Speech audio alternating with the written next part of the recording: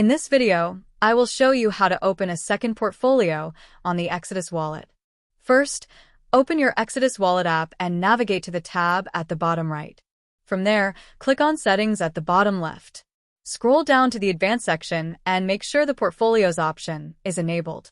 Once that's done, return to the main screen and go to the tab at the bottom left. Click the icon at the top left to manage your portfolios.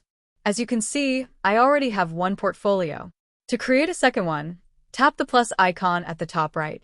Now you can name your new portfolio and even choose a different icon for it. Once you've customized it, tap the Create button. The new portfolio will begin to load, and you'll now be able to manage it separately from your original one. To switch between portfolios, simply click the top left icon again and select the one you want. It's a quick and straightforward process. I hope this video helped you out. Please leave a like and consider subscribing.